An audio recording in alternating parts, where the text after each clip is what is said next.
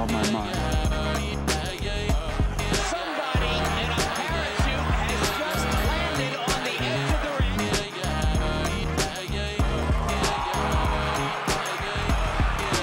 Holyfield bit by a dirty Mike Tyson.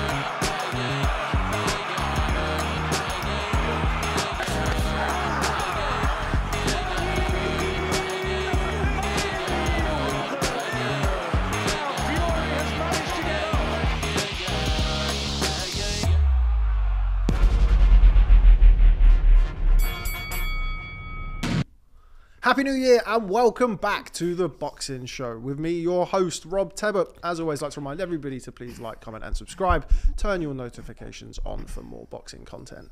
It's been a little while, but we're back. I think the first time in about a month or so, and I'm joined by the usual twosome of Mr. Barry Jones and Mr. Andy Clark. We've got a lot to get through today, guys. I can't get through this. Look at this. I know, yeah. Well, you make me nervous while I'm doing it. It's like Jumanji.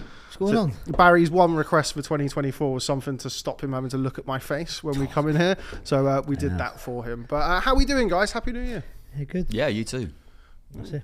We've got a lot to get through. We've had several people up in arms over the Christmas period, because the last pod that we did, the last boxing show that we did, was a preview of Devin Haney versus Regis Prograis and Chris Billam-Smith versus Masternak. So I'd like to extend a huge apologies to our loyal audience, who are probably not that loyal anymore because we've abandoned them.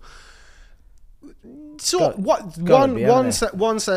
series of pods was my fault. Yeah. The other one was Andy's. Yeah, cool. No, yours. I got an issue. I got an issue because, like you said, I think it was Tuesday. One day was better. I went, I can do that day, I can't do this day. Andy, I can't do that. I was the first one who said I couldn't do the Monday. I know that. And then it was like the Tuesday, and then he said I can't do the Tuesday. And you said, okay. I said I can't do the Tuesday, I can do the Wednesday. You said the Wednesday was better for you. And then he said he can't do the Wednesday. And you went, okay, we'll do a Tuesday without me. You just like, fucking, why didn't you do a Wednesday without him? Why didn't you do it Monday? I couldn't do it Monday. There we go. But either way. But anyway, and then you never done it anyway, you two? We didn't. But before we get started, I've been told repeatedly by Jordan Pollock, shout out Jordan Pollock, that we've been nominated for an award, guys. We have. Unbelievable, completely undeserved, but we'll take it anyway. We've been nominated for the Combat Sports Podcast of the Year. You can tell how seriously I'm taking it. I don't even know what award it is, but we're going to win. Please vote. So congratulations. I think, Barry, you're nominated twice on there, aren't you? Yeah, I am. Yeah, do it. And so if we win, thank me. Yeah. And same for the Sky one. If you win, Andy and whoever else. I'm joking. Gary Logan. Actually, Gary does more on that podcast than I do. So it'd be Gary and Andy's. But on this one, definitely fucking me. No offense. No offense. Yeah, definitely you. And maybe a bit of him. just a man with a beard. Yeah. It's getting. I'm only joking. Just a man with a beard. No, I didn't mean to say man. Sorry. Just a beard. Really. So please keep an eye out for the Combat Sports Podcast of the Year, and you can still vote. You can still vote. Get your vote in for the boxing show. Make multiple email addresses, all of that stuff. Send it to all of your family, all of that. So it's not real when we win. Yeah, that's fine. It doesn't matter, mate. The trophy will be real. Put it behind Andy. But anyway, yes. So let's go back and have a look at some fights. So I'm just going to dive into our podcast group, because naturally I'm not very organised, and have a look at the fights that we were going to review. Barry, going to come to you first. I mentioned it briefly there. We haven't caught up since Devin Haney made it look very, very easy against Regis Prograis in December. Yeah, I fancy him to outpoint Regis Prograis and maybe drop him. Oh, we're not doing we didn't do predictions for these. That was my prediction. Yeah, he was really good. I mean, we all thought he was going to win, but we did. And ironically, we talked about the power being the only worry that he had against Prograis, and it was him who showed all the power, sort of. And he just boxes to his strength. There's a man who knows what he does well, and I think his discipline in his fights is what's setting him apart. We saw that with the Cambosis fights. I know a different fighter to Regis Prograis. Maybe you can say stylistically an easy matchup for him, maybe. But you've got a guy there full of tenacity who could have caused him problems, and he just used the jab and the footwork to keep him out the distance. And then he doesn't just do that though. He does that to start off. He does that once he gets his range. then as we've seen in the Prograis fight, he fires that right hand with power, with weight, with timing, and that's what dropped Prograis. Catches him square-footed quite often, and he made a good fighter look below ordinary. He did. That's the truth of it. He looked like they were different levels, and you know, Prograis is still a world-class fighter. Okay, maybe not at the peak of his powers, but he's a fighter who needs you in front of him. Then he gives you a really hard fight. And we were talking about there's a real fight, weren't we? Then maybe that was a sign that, you know, he can't cut with movement, but also maybe he took his foot off the gas because he felt this was a level below what he's used to. But then we showed that Haney's seen it, obviously watched that and thought, listen, this is what I do that well. I do that better than anybody in this division. And I thought he put on a clinic, absolute clinic. And and he is now in that division, in a division full of talent, the man to beat. Andy, I think we all expected a probably slightly more competitive bout than what we saw between Haney and Prograis. How impressed were you with Devin Haney? I thought he was brilliant. Just watching it, I thought he was absolutely superb, because Prograis is a really good fighter. I've liked him for a long time, and he did make him look really ordinary. He just couldn't do a thing with him, and Prograis said that in the press conference afterward, and he looked slightly shell-shocked, because I don't think he was expecting it. The first thing I thought when I saw Haney, when the bell went, was how big he was. He was absolutely massive, and we learnt the weights afterwards, and he was 165, I think, wasn't he, on the night, so 25 pounds above the 140 limit, and he looked absolutely enormous, and just dominated the fight from beginning to end. He was really, really good, and he had a great year because he got the win against Lomachenko, whatever people think about the result, and I don't think anybody thinks it was some kind of terrible robbery, because it was a good, close fight. But I know we all feel that Lomachenko did enough. But that's two big wins in the space of 2023, and yeah, he was very, very good. Barry just said there. Sorry, I gotta say, sorry, it's my fault. You've got to say, you see about the size of Haney. I've never seen him in the flesh. I saw him in Saudi. And if you were to tell me that's a welterweight, he's a super lightweight. If you were to tell me that's a welterweight walking past me, I would have gone, oh, whatever. He looked a middleweight. Yeah, he was sat right in front of me actually, and he stole one of our donuts. You know, just a little bit of behind the scenes information there. He stole like a one of our typical donuts. shit, you let him do it, didn't you? I wouldn't have that. I wouldn't have that. He actually, to be fair to him, he asked permission, and I granted permission for him to have as one he of our took a donuts. bite. Yeah, as he was leaning over. But yeah, he was. We had a quick chat with him. He was on good form. He asked permission. That's like there used to be a thing when I was a kid. They called taxing. You go into the city centre, and all the kids from the docks, which is close to the city centre, they were just like, you had like Adidas Colorados, which anyone of my age, they were like hoodies, Adidas hoodies, really. And the kids from the dock, they go, that's a nice top. Take it off. And they take it off you, or you take your trainers off you, so you have to go and hide in Curry's or Dixon's, which should be like, you hide in them shops for like 2 hours till they walked away. And that's what he did to you with the donut. I genuinely didn't want it, so I didn't really care. I mean, maybe one of the other lads wanted it, so even he if was a you big did want bloke. it, But he taxed you for the donut. But he's big enough. He's massive. That's the total point. He made lightweight.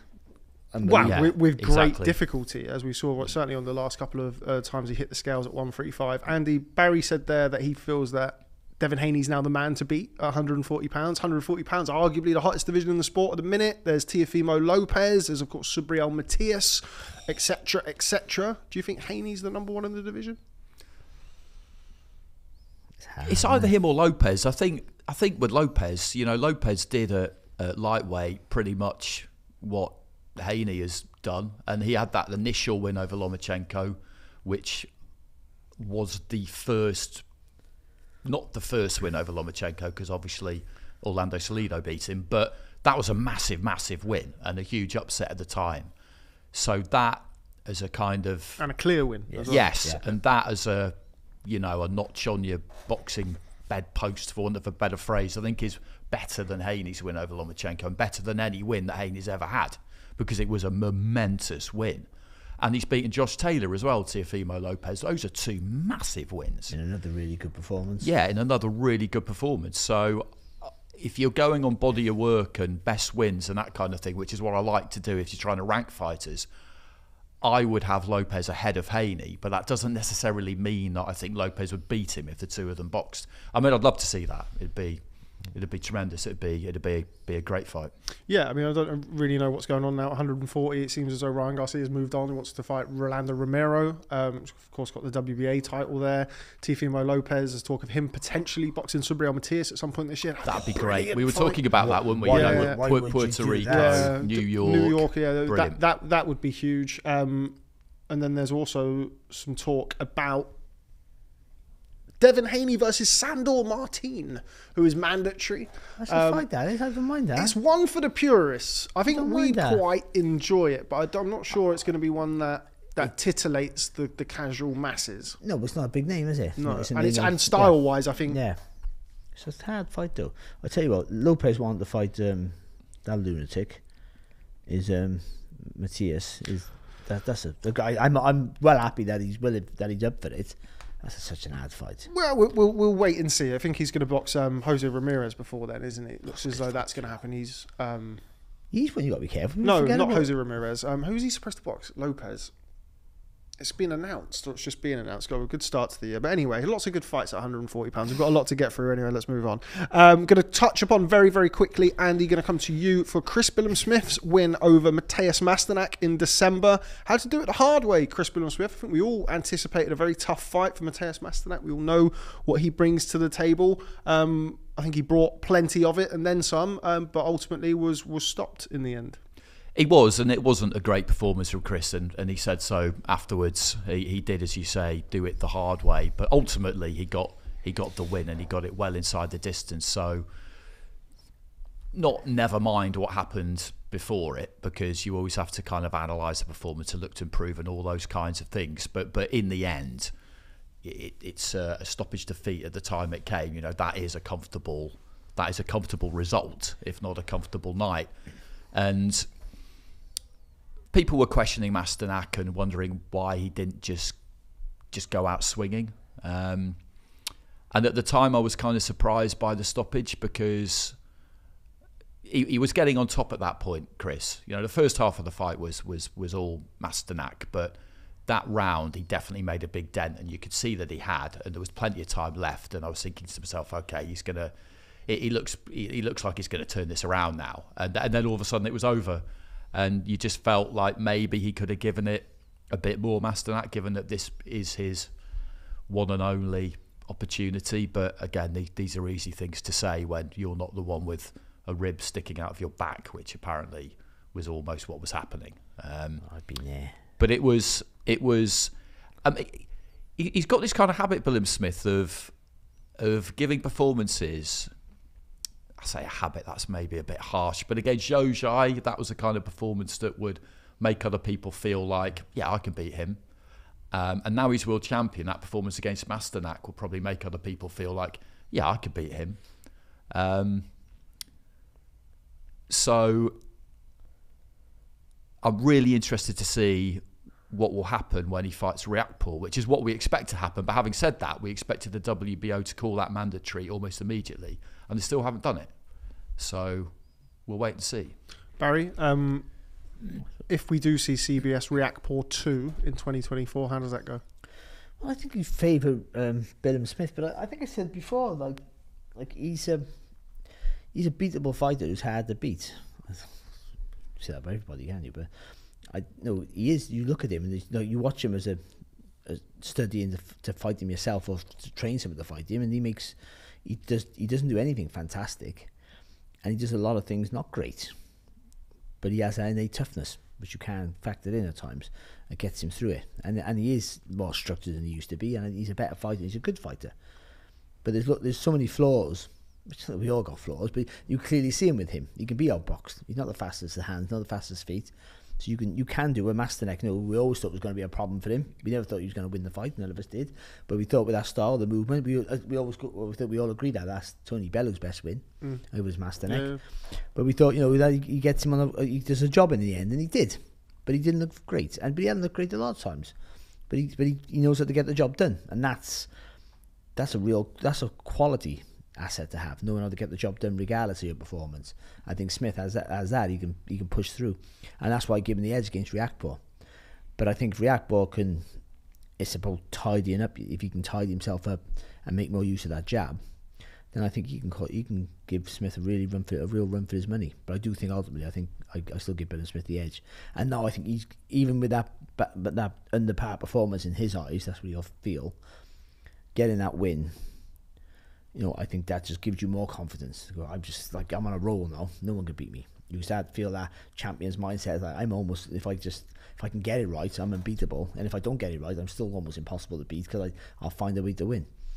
And I think that factor is what's got him there, to be honest. And I also thought that bravery thing that he had was the reason why I didn't think he beat Coley.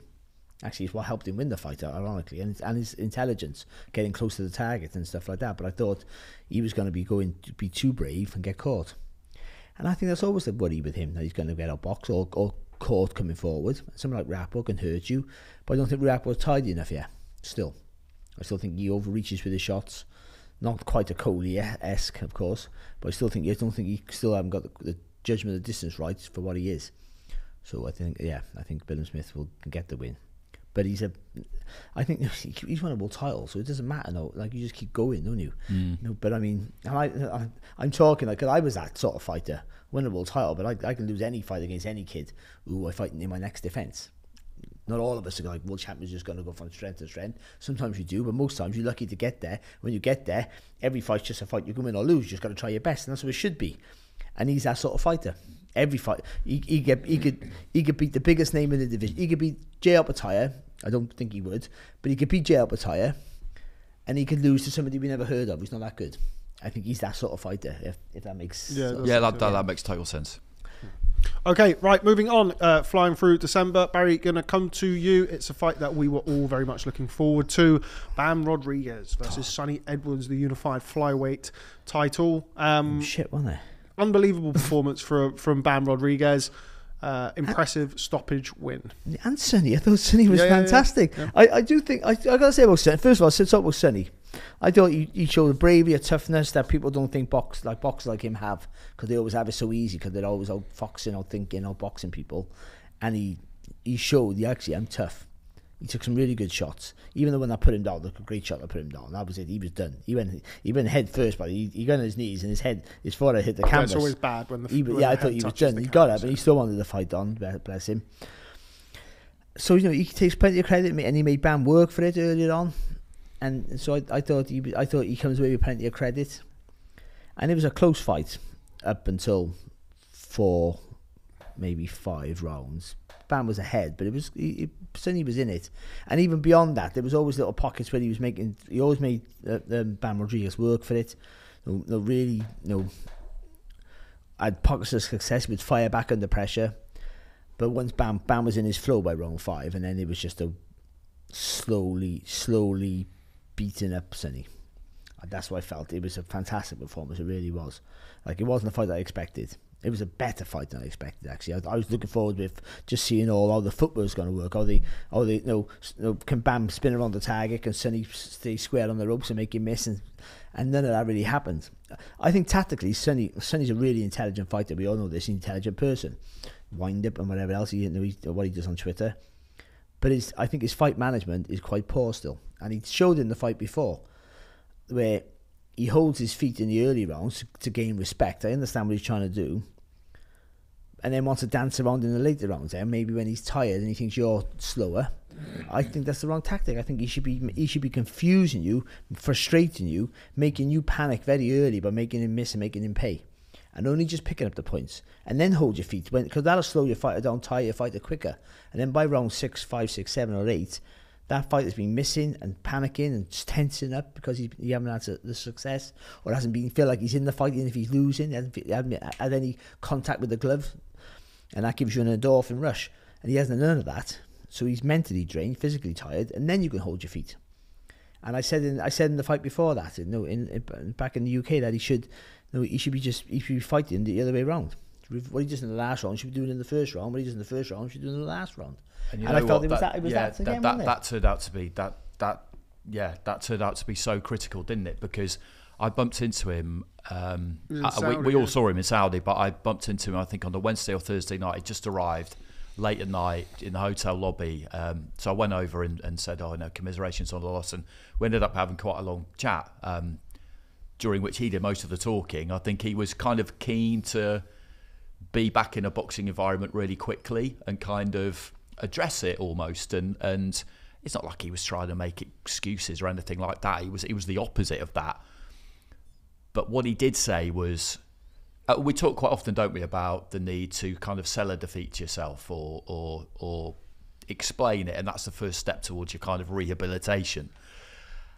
And one thing he did pick out was the fact that he picked up such bad damage early in the fight, and that made everything different. He couldn't really see out of the eye, and that put a different complexion on the whole thing. And he wasn't claiming it was unlucky, because this is boxing and that can be what happens, but not every time you get cracked on the eye you're going to pick up that kind of damage. But that happened because of what Barry just said. But he also, from that point onwards, though, it was an uphill battle, wasn't it? But I also understand why he didn't want. I understand once Bam gets in his flow, which we've seen from sort of the mid stages on, then there's no stopping him. And I understand Sonny didn't want to give him too much forward momentum and have him chasing him, and then all of a sudden, like, you try and show resistance, it's too late. Then he's in his flow, he's coming forward, he's throwing punches, because he got such a long reach as well. He's coming forward behind that long reach, and it's hard for you. You really got to be sharp to counter. If you wanted to show a little bit of, there's a resistance here from round one, and I understood that, but I think he held his feet too long. Maybe this, but then. It's such fine margins, though, isn't it? Because if you're at that level, especially, if it hadn't resulted in such bad damage, and he'll have been hit hard plenty of times, and that hasn't happened to him, then maybe that would have worked. And it's just, but that's the very highest level, and that's how it goes, and that's how he was. He was pretty philosophical about it. I've always felt that he's someone who will be able to get over a defeat without too much trouble. I don't think he ever really imagined that something like that could happen to him. Yeah, but at the same time, I think he's got the tools to move on. We've spoke about it in the past, haven't we? Where he said he doesn't see people beating him on points. If they beat him on points, it's going to have to be very close, and he just can't see anybody battering him. Essentially, he can't see anybody sticking it on him and beating him up and stopping him, which is what happened. But that was he was losing on points as well. Yeah. That's what happened there. But I do think though as well. It's a funny thing, and I've said this about my last defeat. Go back to myself again, because why wouldn't I? But I always go back to the bad points. No, never the good points. Like, I was proud of my defeat because I never showed I was tough before. I never had to. I mean, I had, but no one really seen it. So when I'm getting on the floor, off the floor 6 times, things like that, even when I lost, I'm gutted about losing. When you look back, you go, do you know what? That's probably the proudest moment of my career. Now, he has some sort of badge of honour now because people didn't think he was tough. They go, wow, when someone puts it on him, he'll fucking shit himself. No, he's definitely taking. Do you know what I mean? Like, he took some really good shots and not just took them and then and then looked and then survived it and got. I mean, he fired back and tried to be competitive throughout and tried to match Bam. It was just stupid in his own right. But so he had a good go, and I think you'd rather lose that way. You don't want to lose at all. The risk of doing what I said, which he surely should have done, is that you do that. And you're not running, you're moving, picking up the points, and this might be a close fight, but you're just winning. And then he catches you anyway in round 7, and you unravel into 3 rounds all of a sudden, and then you get stopped, 3 or 4 rounds, you get stopped, but you haven't really. And they go, you run for 6 rounds, and once you held your feet, you got beat up. Yeah. No, at least you go, well, I fought him and tried to fight him his own game, and I came second best. But I do think his fight management for such an intelligent fighter and an intelligent corner, let's be honest, who were fantastic. I don't know why they were stood up all the way, and I know they do it, but in that last round, I was like, actually, they pulled him out in the end, so maybe that was the reason why. But I remember saying in the commentary, where's the stool? Like, he got battered, he come off the floor, and they didn't want to sit him down. But maybe they didn't want to sit him down because he didn't need to sit down because he wasn't going back out. I don't know, but it was a great fight. I mean, I wanted to go there. I was begging to go there, and luckily the zone took me. And I haven't been paid yet. Just noticed, and also by the zone, I haven't been paid. I did a show for you a couple of weeks earlier. Barry, just move on. Great company to work for. No, seriously. No, and I think I have been paid actually. But either way, it was like I wanted to be there for that. That was my Christmas present. Yeah, that was my Christmas come earlier, and it lived up to more than I thought. As is the show the whole show in general. You were there. Yeah, I was going to ignore you on purpose. I thought I'd ignore him now. But I had to speak to you. I almost got you on the radio. I got there on the Friday night. It's the latest I've ever arrived to. I think any fight week, but certainly one that's a transatlantic trip. Because for the same as you, Bam, I think, won our Prospect of the Year 2 years in a row on this pod. I think we've been doing it now 3.5 years. Andy's a little bit more recent. And obviously we've all covered Sonny for his whole career. So it was a fight that, I mean, we've been banging the drum for it for a long time. We ended up going over I found to a it. picture with me and Sonny on Box Nation From when he beat Ryan Farrick. He was like 12 years of age or something. Yeah, he looks a kid, man. It'll be really interesting to see what happens now, because he is saying the right things, and I found him convincing, and in that I believe that he believed what he was saying to me, and it's stuff he said publicly since. I'm not betraying any confidences, but you still don't really know until you see them the next time at that kind of level and maybe in that kind of situation. Yeah. But what he has proved is that he's got the minerals for it, and I think he's pleased with that and proud of that, because he knew that when you're a mover, people always question that. But how will he go about it next time if he were to have another fight with the same guy? Because I think he's quite keen to box him again. He is at some point. So Definitely. I went to meet Sonny after he went to the hospital after the fight. And I went to meet him from the hospital. He went and did an interview. I got him a McDonald's breakfast, because when you're with me, that's what you're going to eat. So yeah, nice post-fight treatment. Post-fight nutrition. I went and had a McDonald's breakfast at his house that he was staying at. We did an interview, and he said that he really enjoyed being involved in a fight that people cared about, which is great. I mean, you think of the last flyweight fight that had that kind of scrutiny. There hadn't been a unification in the flyweight division in over 10 years before that. No unification bouts. So he said to me that was the biggest thing for him at the time, because he hadn't watched it back. He wasn't aware how good of a fight it was, because you all know, like, when fighters are in it, they don't really know. Like, you don't really understand what's going on, and obviously he's focusing on the negatives. That's what I said to him. I was like, it's a really good fight, Sonny. Like, everyone really loved the fight. High speed, sort of high level chess type thing. But again, it's like you've said there, Andy, he was very kind of upfront about the damage that he sustained early in the fight. I thought Bam was brilliant behind the jab. He came out, he made use of jab his... winning the fight. That was it. And I feel like I agree to an extent with Sonny holding his feet and having a go with him, but I felt very early in that fight that he couldn't box on the back foot because Bam was too big, too long. I kind of felt like he would do that, stand in the middle of the ring and try and dictate behind the jab and tell Sonny, you got to... But what he should have done, and what I was looking forward to, and he didn't do it, so Bam didn't have to adjust his feet, is what happens when Sonny goes, bam, spins, pivot. There you go, for all you pivot fans. No, when he does that, I wanted to see that. It make that big arc, and then what I was thought, that's what I was looking forward to. I thought he makes the arc, Sonny. He goes boom, and tries to get him on the back of you. But Bam's feet are so great as well that he goes with him.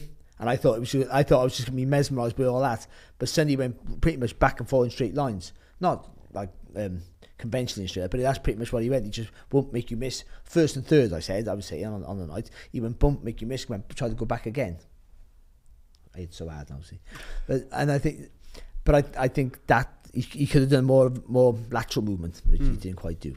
But he's a more marketable fighter now in defeat. 100%. That's the thing about that. That's one of the things that he said. He's had more positivity on the back of the loss than he had for any of his wins. Yeah. If he dances around the outside and kind of picks up a 118, 110, and people, he's a good. But another boxer, thing, blah, blah, another blah. point he made to me, which I completely agreed with, was more on the kind of business side.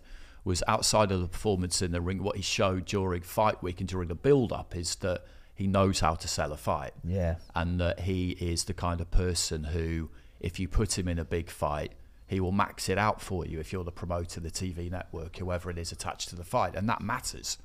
And he's right. He's right. He's a name. He's a name. Yeah, I mean, one of the things that he did say before we move on from Sonny Edwards is he wants to fight, potentially move down to light fly. Yeah. Fight the winner of Kuriel Nonshinga 2. Obviously, Kuriel with that. Move up. Don't move down. Well, that's all the fights I think this may not be completely accurate. I think he said he put £5 on after the weigh-in. Bam put quite a lot more than £5 on. You see that and it's as we kind of see, that is as high of a level as you can box at, like a unified title fight against like a potential or future pound for pound star. When you get to that level, when you're both then, things like having an extra £7, £8, £9, that's going to be a massive factor. So that weight in percentage that well, is a lot. Even more than than so if he can move down to light fly and by all accounts he doesn't really take anything off in fight week. He comes into fight week pretty much on what he's going to weigh. But he was talking about Roman Gonzalez, Estrada. I think those fights, because they're such massive names, going up there is. But I mean, I think that. I mean, if he can make that weight, if that weight's too big for him, that's fair enough. I don't want anyone going in disadvantage, but I mean, they're the fights. No, it for his markability. I think no, you could sell like before. There's always reason for them not to take that fight because. Oh, look at him now. He just look at the way he boxes. Who wants to watch this? Me chase a guy around like that for 12 rounds. No, you go, actually, I won't have to chase him. He'll be right in front of me, thinking he's still clever for me without moving his feet.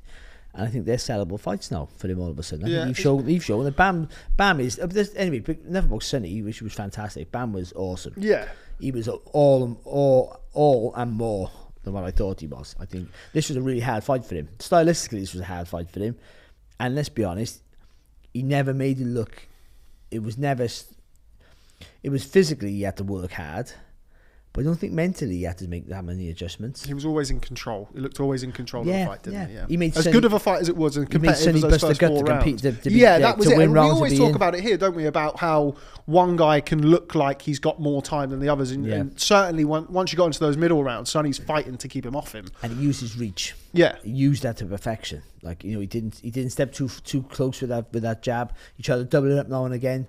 But that jab, like I said, you mentioned it, that jab won him the fight. It was beautiful. It was heavy. And even when he got caught, he didn't panic. He takes a good shot as well. Let's not forget that. He is brilliant. I didn't show all that footwork that I fell in love with, but all the other stuff was just fantastic. Like he is the most marketable fighter, like around that weight. Take away a Nui. Yeah. It's a few weights up now, isn't he? But yeah, no, I agree. It's one of the points I made in the post-fight press conference. I asked Robert Garcia, and bam, coming into this fight, it seemed, because it kind of, as it always does, like the narrative of the fight, it kind of reaches like extreme kind of levels during fight, doesn't it? And like what the fight is just becomes like a complete like extreme version of it. And by the time fight night had come around, it was, can Sonny Edwards, the master boxer, who is a very good boxer, outbox the guy who's just going to come forward and try and stop him? And I feel like people kind of, I'm sure Sonny Edwards and co and team didn't think that of Bam Rodriguez, but the general feeling was it was boxer versus puncher, and Bam Rodriguez showed that he can box a little bit too. Well, he always have. He's so intelligent. I would say one thing about him. When you see him with his clothes on, he has those baggy jeans.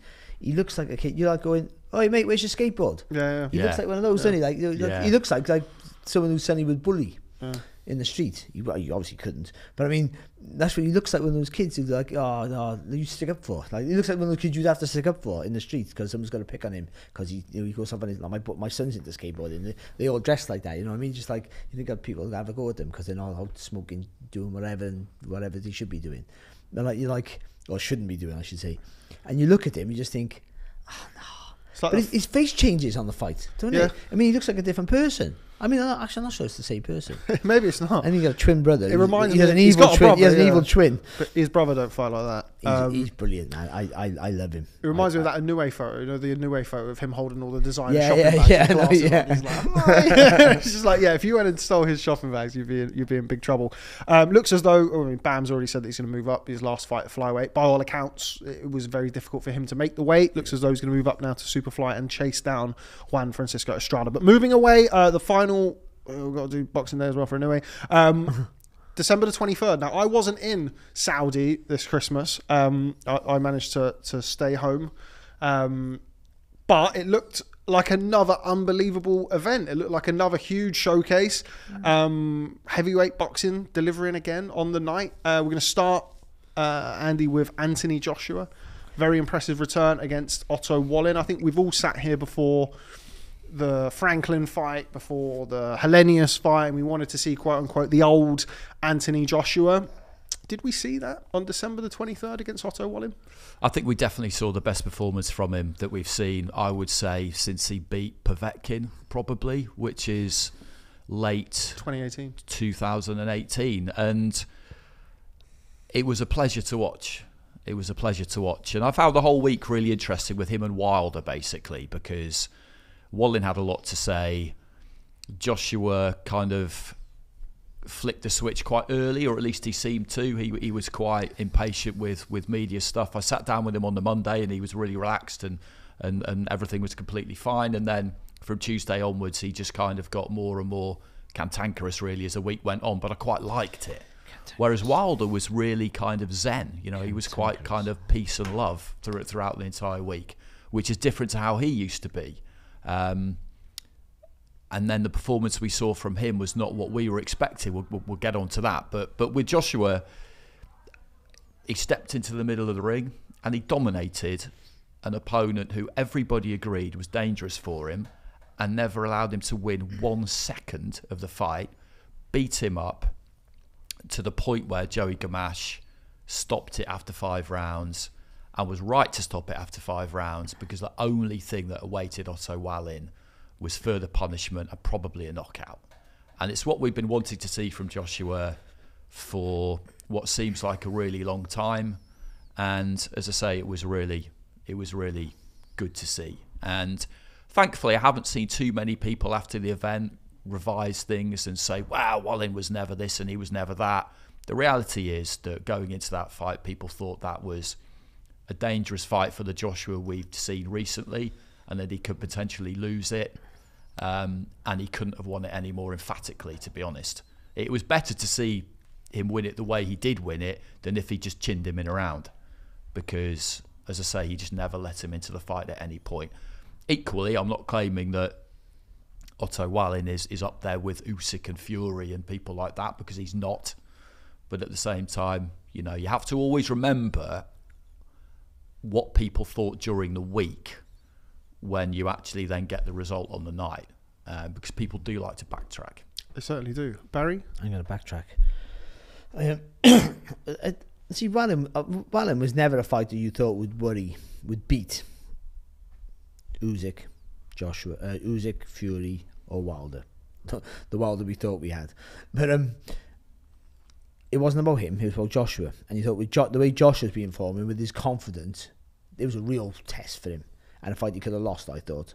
But we've seen a confident Joshua for the first time since those first 3 or 4 rounds against Ruiz. I said he believed in himself, and I like you're only as good. A trainer's only as good as his fighter. I say it, and that's the truth. But a trainer's worth his weight in gold. And I say the same thing. I say again. Ben Davison is the fit for him. I never thought that I would say that. I must be the fit, because that's the best we've seen him. Best we've seen him since. I thought Rob McCracken was always a good fit for him. But maybe, no, this is the new fit for him. I think that's right. He believes in him. And all it takes is, everyone will be telling you the same thing, but sometimes a different voice telling you the same thing clicks for whatever reason. Different atmosphere, whatever it is. No one's a genius. No one knows that much more than any other trainer, really. They do, but not massively. Different points of view. But I mean, sometimes it's just that person, the way they sell it to you, you can believe it. And he went in full of confidence. He believed in his jab. That's all. It was only ever that it was a mental block and the confidence with that jab. And he was stepping behind it and everything. And then from there, then that right hand doesn't just touch the target, it punches right through it. And he bullied him. And he looked like the old Joshua, who was thoughtful, but every punch had a meaning. He was aggressive. He had his idea. It wasn't that complicated. I'm going to keep my shape like he always does really well. But I'm going to get a bit more bounce. He's never going to get that bounce like he used to have, because he's too heavy now. But he had a little bit more rhythm to his work, and then he stepped behind the jab. And that's all it was. It was just real simple boxing. But that's all he needs to do. He's a proper textbook boxer. Hands high, elbows tucked in tight, a little bit of a rhythm, centre of your stance. But for a heavyweight, when you punch, you go bam, you step in it, make him feel it. And then when you step in with that front foot, that means when you throw that right hand, it goes past the 6 inches, past the head like it should do. And you hit him with the full glove. You're not just touching the target and then looking to move away. That's what he was doing before, because he was worried what was coming back. He wasn't so worried now, because once that jab hits him back, it's hard for them to fire back with any. If they do fire back, there's no weight on the punch, because you physically move them back. Where in the last few fights, you've touched him with the jab, all that touching crap. He's touching with the jab. So when they throw the shot, there's power in that shot. He can see it, and he's well aware of it. So he's already anticipating that. So he's going, oh. And same with the right hand. He's touching, looking to go back. This time he was thinking, I'm throwing the shot. It's not having too many thoughts in your head. Once you commit to I'm going to throw 1-2, you're just going to throw it. There's a chance you might get caught knocked out. For every boxer, that is, in every case. But once you can't see, halfway through making that decision, you can't go, but just make sure I don't get caught, because then you're not going to commit. Commit. That's the key word. Why that's say the that when I can say it in word, 25 words? You say it in one word. But that is the key word, though, isn't it? You know, if you and like you said, it's like so much of elite level sport is mental, but particularly boxing and particularly at heavyweight. When you've got the tools that he's got, if you're prepared to commit, and you're right, you know, if you do hold your feet for that split second longer than it takes to commit, that means that you give the other guy a better chance of knocking you out. That's the business they're in. And we wondered whether he still had it in him to do that or not, or whether he was looking, like Barry said, to just not really commit, hoping to kind of give the other person less chance of knocking him out. But against Wallin, he just, bosh, he didn't middle do it against, of the ring, he didn't committed do it against with everything he threw. No, he didn't. But he to finish the fight, he did. Yeah. So he went from there, and he continued that. Yeah. With Ben Davison, who maybe, or whatever the way they looked at it, maybe it was, listen, you know, don't overthink it. Maybe somebody's got to take stuff out of their brain.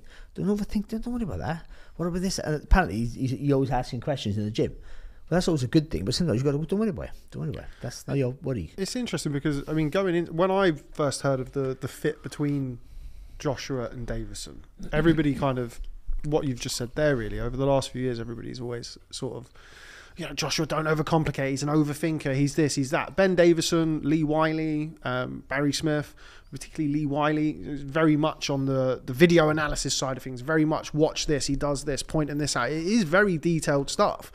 Maybe that's what Joshua has needed. Maybe people who are actually saying to him, actually, yeah, you need this detail. Like, I'm going to give you this detail. I think that's what he likes. I think he likes because that. he is that type of. Everyone you speak to about him in the gym, he's always trying to learn. He's always trying to take things in. Maybe it's got to the point where people have he's actually with people who have said to him, actually, yeah, okay, yeah, this is how you break it down into those kind of elements that you're looking for. I think some fighters like trainers to show their workings.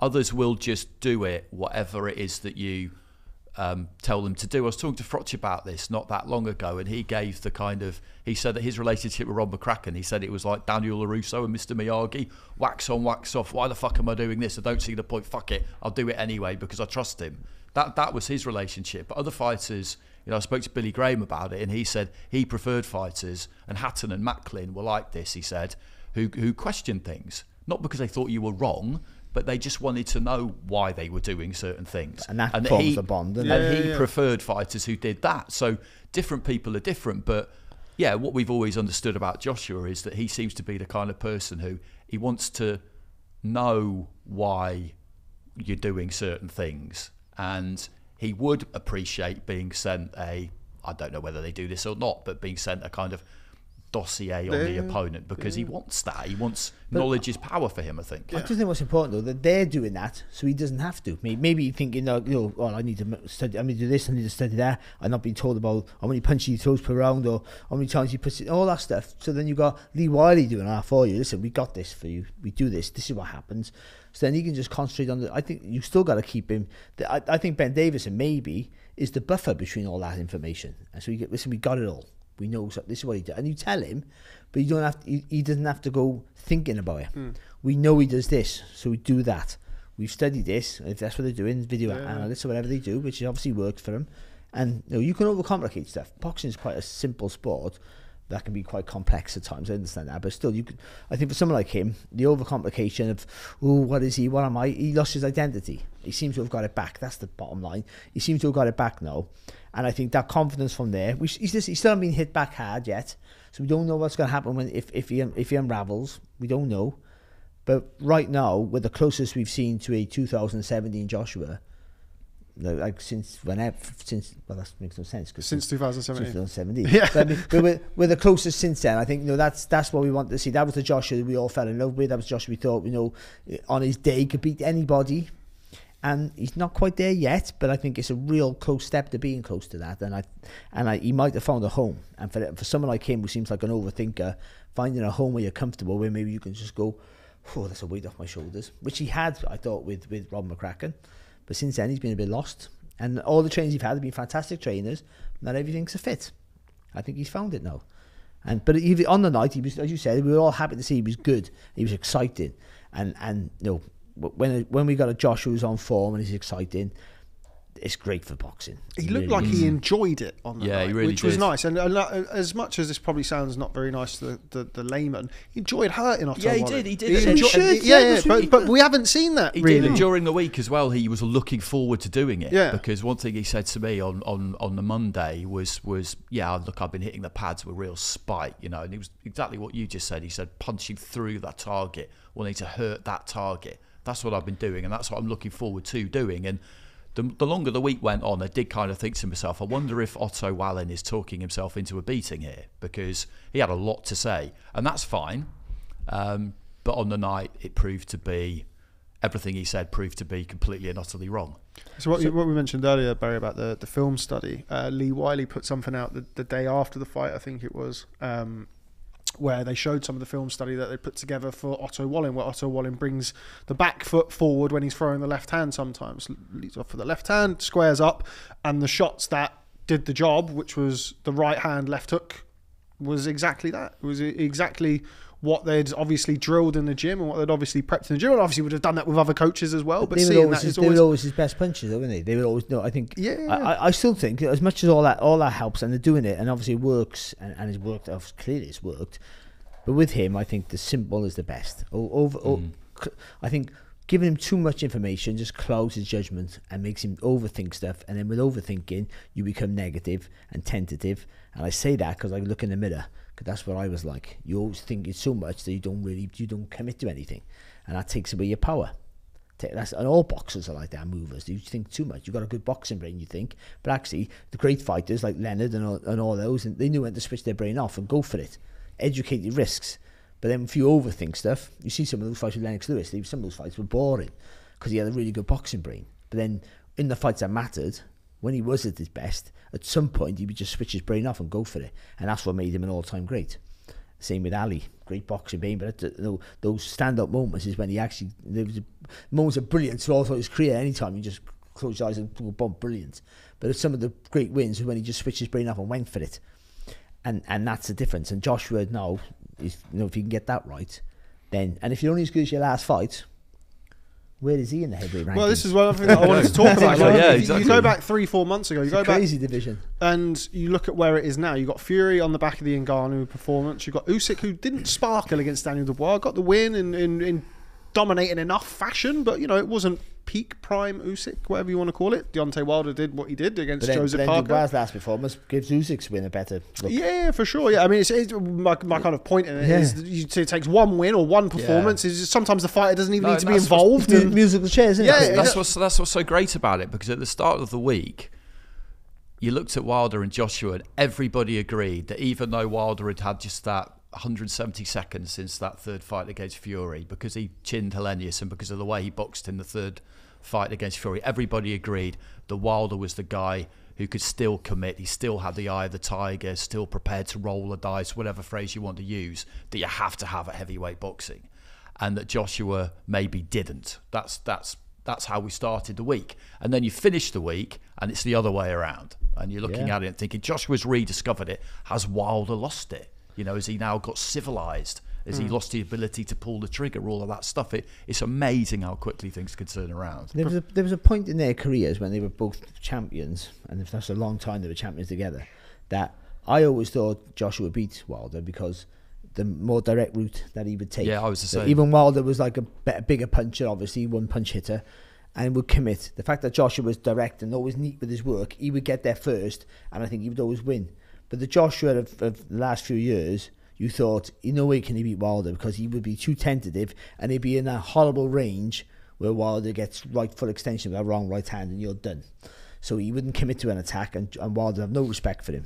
But now that what we saw in Saudi with Wilder, we're going to talk about that anyway. But yeah, you would say that Joshua is a front runner now. Certainly, but before he boxes Deontay Wilder, if indeed we do ever get that fight, he's going to fight Francis Ngannou. Oh, he don't beat Francis Ngannou. So we're just going to have a little minute or two on that, Andy. Again, I mean, if somebody would have said pre-October that not only would Ngannou box Tyson Fury, and after that he'd go and box Anthony Joshua, I'd have thought that they were crazy. But here he is. He's back.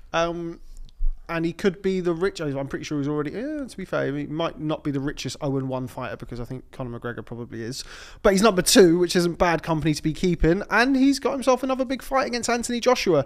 It's not necessarily the freak show that a lot of people kind of pointed towards ahead of the Fury fight because, of course, what happened in the Fury fight. But what are your thoughts on it? Are you happy with it? Would you rather have seen something else? I mean, where do you stand on it? I'm genuinely fine with it. The reason being, they look at the possible alternatives. It was supposed to be Wilder, but we all understand why it can't be Wilder because I think they're hoping that Wilder will win his next fight, whatever that is, and they can rehabilitate that fight somewhere else down the line, maybe Joshua Wilder, but it can't be that one next as it was supposed to be. People were talking about Hrgovic, but there's no way that the IBF could guarantee pre-Fury Usyk that their belt would be in the fight for Hrgovic against Joshua. I mean, it may well materialise that it could have been, but what if it was a draw or a no contest? They can't guarantee it. So that fight doesn't really work. So in that case, what do you do then? And Ngannou's performance against Fury was so much better than any of us expected it to be that it makes Joshua against Ngannou a legitimate fight to make. I don't think Joshua will have problems with Ngannou because I think what happened against Fury will forewarn everybody else. No one else is going to take him lightly in the way that Fury subconsciously probably did. I think he consciously did. But Ngannou, you know, he's earned it because he was prepared to go in against Fury, and he did what he did. And off the back of that, people were talking about whether he was a top 10 heavyweight. I don't think he is. I think the top 10, the top 15 would all beat him without too much trouble because I think they'll be respectful of him. They'll realise that he's got a good chin. He's got heavy hands. He's decently set up. He's a decent fighter. But because they know that, I don't think they'll look to try and take any liberties, and they'd all beat him. But it's a very long answer to a simple question. I think all of those things make it an okay fight to make. You think that's a long answer? What's this? I'm all for it, actually. I think. Yeah, I really want to find out and see Ngannou again. And maybe I'm wrong. Maybe he's better than I think he is. I think like boxing's. They've opened the door now, boxing to all this. So it's so this. You take it now. You got to take it. I think the Ngannou thing. The Fury should have dominated Ngannou, and should like Mayweather should have done with McGregor. Should have put him in his place, and Mayweather could have and didn't want to. Because he wanted, I don't know, whatever it was, but he didn't want. He could have, he didn't want to.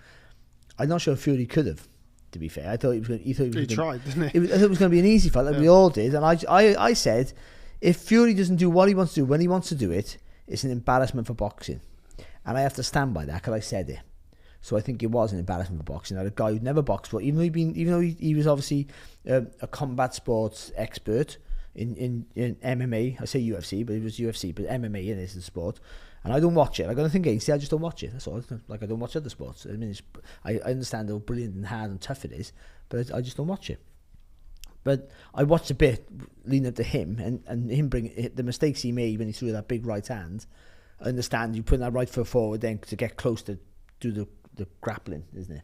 The grappling over getting him on the floor. But I thought he does that against Fury, then Fury's going to knock him out. So I thought, and I thought all it's going to be is what sort of chin Ngannou has. That's what I thought it was going to be, and it wasn't. He looked a better structured boxer. He looked the more powerful. He looked like the world champion, and Fury looked like the novice. It was an awful display, and in the end, I was half wanting Ngannou to win, even though it was an embarrassment to my sport. That our flag bearer for our sport, Tyson Fury, he won the fight. I mean, I understand all the big moments belong to Ngannou, but Fury won the fight. People don't understand how you score a fight. Maybe the scoring doesn't reflect how it should do. I don't know, but I think, as we all know, that Fury just won the fight, but he just got over the line. There were people on TNT. I think Carl Frampton thought Ngannou won the fight. Maybe Steve Bunce did. No, but I think most of us thought that Fury won it. maybe. At the time, Yeah, I it's thought really Ngannou close. It had was it really by a close. point. I Okay. had it 5 rounds each, but then when I rewatched it, I had it 6 rounds to 4. Okay, we're off for the Yeah, I shit. think You I was the rewatched same. it. I think I was You the same. rewatched it, so Yeah, fucking right. I rewatched it. Do you know why I rewatched it? Because I accidentally, at some point, I went to go make a coffee and paused it. So I went into the kitchen, made a coffee, come back, and this is like earlier in the show. Press play, and then I was on Twitter. Tyson Fury's down. What the fuck? He's not down yet. And then I ended up fast forwarding it, and I robbed myself the live view of Fury getting dropped by Ngannou. So the next day, I went back and rewatched No, it. but like I was fucking so pissed I off. think it was. The most shocking moment in my whole time going, oh no. But the people I was working for the Zone that night, and some of the people I was there, they were like Addy, they were unsure. They were like, I think Ngannou won that. And I went, no, I'm going to Fury won that, but it's an awful display, and Ngannou comes away with all the credit, and Fury comes away should be embarrassed. That's how I felt on the night, and that's how I still feel now. Yeah, it's a moral victory for Ngannou. 100%, yeah. But we don't know how good Ngannou is. So to put it, I think you can put him top 10 because he still lost. He didn't get robbed. He lost a close fight, but he still lost. So judging someone on the losses, we always say it's very difficult to say. But where he is, we don't know. That's the truth of it. But we'll find out against Joshua. And I agree with you. I think Joshua has a better night than Fury. It chokes me up. No, because his structure's better. Fury's the more talented fighter than all of them, except for maybe Usyk. But I mean, because he's erratic in his start, he's always going to give you opportunities. He does that with the best heavyweights. He gives an opportunity, and within that, he makes mistakes and opportunities to knock him out. But within that, that's where all the brilliance comes from. Against Ngannou, he was just flat, and all that stuff that sometimes can give you just moments of excellence turned out to just be mistakes, mistake. And then he was just holding on and just trying to just get through with the jabs in the end. But Joshua, especially this Joshua we just seen, if he's more confident, will be more structured and should really outbox him quite comfortable. And depending on Ngannou's chin, there sounds like I'm saying what I said against Fury. If Ngannou takes a shot, he can't take a shot, then maybe Joshua knocks him out. But Ngannou can punch. I don't think the Fury shot was a massive. Someone said, like, I did one show with a knockout of the year, one of the knockouts of the year, and it wasn't one of the shocks of the year. But I mean, you could see he didn't hit him clean, and he still knocked him down. Just where he caught him as well was a bad. But Fury, Fury haven't got the. I mean, Fury's got great recovery. But he's not the hardest man to put down of that division. But I mean, he's the hardest man to keep down. But Ngannou does have raw power. I talked to people who work on MMA the other week actually, and they were saying, listen, he hits as hard as anybody. Forget about all that, the punch machines and all that. They're just raw, hitting people on the chin. Even though I know they're little gloves, they say, but listen, he is as dangerous as they come with his hands. So he obviously carries power, and that's a worry with Joshua. If Joshua gets hit, he panics, maybe. But so I'm all for it. It's a good fight. Why not? And I'm good. Ngannou, I'm over the moon for the kid. Like I'd be fine. I don't really care about narratives too much. But when you find out this story, it's amazing. I usually just go on fights. When to predict the fight, I don't care about your story. So who's the better fighter? I think is going to win the fight, and I'll say that. But I don't begrudge him all this money. Good for him, because boxing's a sport that will sell its soul. So he's done that a long time before this. So this is an okay fight for me. And in the space of just over 4 months, he'll have boxed Fury and Joshua. And walked away with 20 million or 15, 18 million. He's the only person in the world to have done that, apart from Otto Wallin. Of course, came up short in both times. But another thing about me being it doesn't hold up anyone's career either. It's not for a belt. It's not for a title. Yeah. It doesn't affect anyone else's career. This is the thing about the speed of the turnover with these Saudi nights is. I mean, it's impressive. Yeah, massively impressive. They're managing to get people, and we know how they're doing it because the rewards are spectacular, but they're managing to get people to do things that they just don't normally do. And that is what it's as fans, that is what we want. It just explodes how full of shit everyone is, all of us. There's like, I need that many weeks training camp or months training camp for everything. Don't really need that much. If the great fighters of yesteryear didn't need all that much, and so you don't. Ideally, you want all the time. You want time to have a rest and go party and then go back and train. That's the truth of it. You want to enjoy your money, and I understand that. But like they've shown now with a financial incentive, it just shows. I think fighters are getting overpaid for mediocre fights. That's what I think always. And I don't begrudge anyone a penny. I'm glad everyone's earning loads of money. But that money don't trickle down to everybody. It's just the big fighters earning mega money for boxing inferior opposition at times, especially the heavyweights. and then the people down lower down in the bill, they suffer for it. That's why they get less. They're getting less. So now they're going, you want the big money and a little bit more. You fight now. You fight next month. You fight 3 months' time. You fight 3 months' time. It's got to be in Saudi. And again, they go back to that night, the day of reckoning. Not night of reckoning, day of reckoning. And the audience wasn't great. It wasn't the best of atmospheres. But because the audience... That's what's missing at the moment, the audience isn't it? doesn't understand the sport quite yet. They don't understand what they're watching. It's for TV, isn't it? It's not. But that might translate into... I didn't watch the last... It's quiet on TV. I watched it on the last 3 Saudi shows I've been... Except for Jake Paul and Tommy Fury, so let's not call that. But I've been at the live event, so I haven't really seen what it's been like on TV. But the ones previous were awful. Yeah, even though they were good fights, but they were awful to watch on. I thought Usyk Joshua 2 in Saudi was decent. But I was there.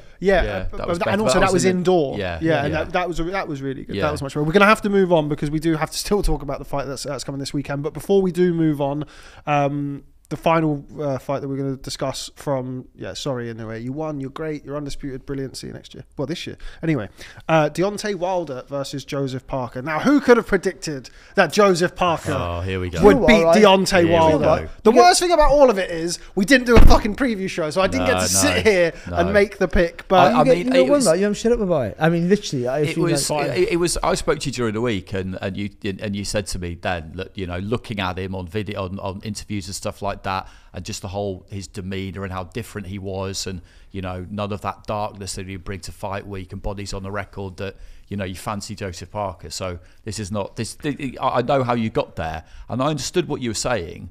I still picked Wilder because that made more sense to me. But throughout the course of fight week, you looked at Parker, and what you knew was that he was exactly where he needed to be. And he was confident, and that the confidence was real, and that they had a plan, and they felt like they knew how they could beat him. And that turned out to be exactly right. But when you look at Wilder, it is kind of fascinating. Has he, as Mickey said to Rocky in Rocky 3, has he got civilized?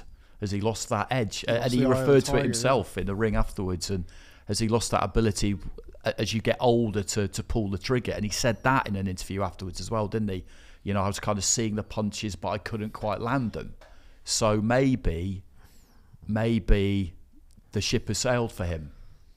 In a couple of ways, maybe he doesn't really want it quite like he used to, and maybe just that split second has left him, which it does everybody at some point as they get older. But it was, you had to be really happy for Parker and Andy Lee, because they're just kind of great to be around, to be honest. But Wilder was too all week, and it was kind of it was a bit of a strange watch in a way, because I genuinely didn't care who won. Like we talk about this often, like you never do, like you never can.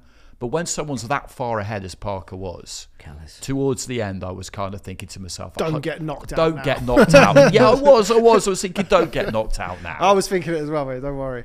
Barry, over to you. Brilliant performance from Joseph Parker. But I mean, both can be true. It can be a brilliant disciplined performance from Joseph Parker and a really awful showing from Deontay Wilder. Well, firstly, with Wilder, I think as you get older, I think the worry about your tank, your energy, and when he took the way. That was a typical Wilder performance, by the way, just without the great finish. Exactly. It's like the Ortiz rematch. He gets outboxed. He looks awful. He doesn't do a lot, but he's usually a bit busier. And what he'll do, especially after 3 or 4 rounds at least, he'll start swinging punches even though he's missing. But that takes a lot out of you, and that might be the energy, the way. And also we got to factor in, how hard those last 2 Fury fights were for him, especially the last one, where he showed tremendous bottom. I thought he's a better fighter now after that, because he's not just a bully. He's a fight, like the second fight, he got exposed as a bully. If you put it on him, he'll crumble. But in that third fight, he showed he's not that. He's a tough guy who can battle it out. But that might have took too much out of him. Plus all that money he earned, and not being active, and what you're doing outside of life, and different, and you get more comfort, as you said. All of that, yeah. So all that can factor in, but still, you still thought we were still all that fight. You're waiting for him to land that right hand and see what happens. What Parker did so well is he attacked first, made sure he went in first, but then knowing Wilder's going to throw back, but he waited, and then he threw 2 or 3 punches, and that stopped Wilder from Wilder needs time to line up. You got to line you up a little bit, and Parker never allowed it. Now he just kept throwing lots of shots. It didn't matter if they hit or where they hit or how hard they were. They just took you away from your rhythm and tired you out and kept pushing it back with it. But to do that, all our tactics are really good, but you've got to be so brave to do that because you're potentially walking onto a big shot, and that's the worry. And concentration And as he well for did it. Parker, because Parker at times of his career has just shown he can can drift drift. in fights, Yeah, can't he? big time. That's what he used to do. I don't see how you could pick Parker in that fight because he looked really good against Keane. Yeah, I didn't see how you could either. But like- I gave him a chance, but I didn't see how you could But pick him. I thought he was on the other end of the hill in his career. He was only 31. He hadn't looked great. No, he's a good boxer. Actually, Parker, I like Parker. I mean, as a person, he's a fantastic guy. I mean, he spent the day with him once, and he was just the loveliest man, and so unassuming for a former world champion. But he's a good boxer, decent power, decent engine, but not a great boxer, not a great power, and not a great engine. Good chin, but not the best. No, he has a really good chin actually. But, but it's not like not a Holyfield chin. It doesn't matter what your chin's like. He boxing Deontay Wilder as well, does it? Yeah, exactly. No, what I mean is, he's not the best at everything, but he's a jack of all trades. So you think he's always going to be a hard man to beat and a good guy to beat. But I thought, and that Jack Massey, for instance, there you go. There's the Jack Massey, a good cruiserweight, a good domestic cruiserweight, by the way. But he didn't struggle, but he didn't. He was poor in the fight. He dominated the total. He just thought, come on, that But made you him look show. at the year he'd had up until Wilder. He'd had that fight against Massey, took one back in New Zealand, Boxed which was Figer just Opaloo. Yeah, just exactly. it was Yeah. a keep busy Number one, fight, yeah. and then he looked good against Simon Keane. But who knows how good Simon he is, Keane? yeah. Simon Keane's certainly. My thoughts on the whole thing, and I won't keep banging on about it because No, you should, I for a couple of, you and just- we do get plenty wrong here. So when we get one right, Do we? I don't remember that. We do. Yeah, I mean, we'll leave that in 2023. But anyway, it was the inactivity, the activity of Parker. I remember I spoke to Andy Lee Wilder Fury 1 fight week in LA, and I remember him saying to me, it's something I've always sort of remembered and always sort of thought when I'm looking at fights, and particularly in 2023 where we saw Errol Spence on the back of inactivity get battered, and we saw a few Jamel Charlo back of inactivity got dominated. Okay, wasn't the same, but Andy Lee said to me, he's like, when you're not active, when you're not in the gym, you're not preparing for fights, he's like, you're soft. He's like, little shots to the elbow. You'll know this obviously much better than me. Like shots to the elbows and the shoulders and the hips and stuff that usually, if you're in the gym and you're active and you're busy, doesn't really hurt because you brush it off, you become conditioned to it. All around here.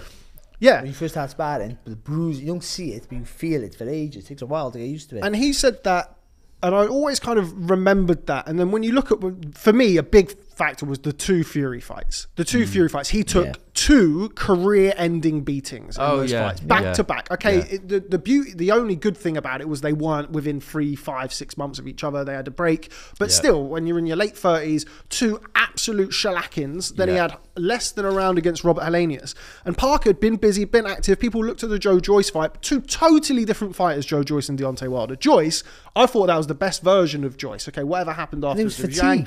But Joyce was just overwhelmed him with volume, with physical strength. He was exhausted, wasn't he? The jab was brilliant from Joyce in that.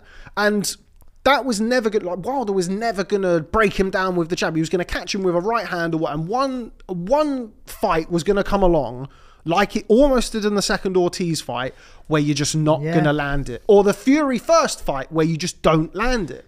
And I think one of the most impressive things about Parker was being on that kind of that range that he was boxing at throughout is the danger range as well. But he was so concentrated and he had the right hand cocked at all times. So he was ready to throw that overhand right. He landed it a few times, obviously hurt Wilder in the eighth. But it was always there. Like, I think Andy Lee said to Dan Raphael, like Dan Raphael tweeted something like, Wilder never did this, never let the right hand go. And Andy said, well, Joseph was throwing the right hand every time. He was meeting him with it. He was the threat of the counter. So saying he was throwing punches, but he'd throw more than one. And that just took Wilder couldn't laugh because he had to line you up that right down. Couldn't let it go. The way he did it was really interesting, I thought, because as I was sitting there watching it, and you're watching Parker kind of just dip really low as he came in with that massive overhand right, so he ended up on Wilder's hip almost. Like you talk about someone like committing to that single shot and ending up on the opponent's shoulder makes it difficult to counter. He ended up with his head on his hip almost, and he just threw it, knowing that in that kind of horizontal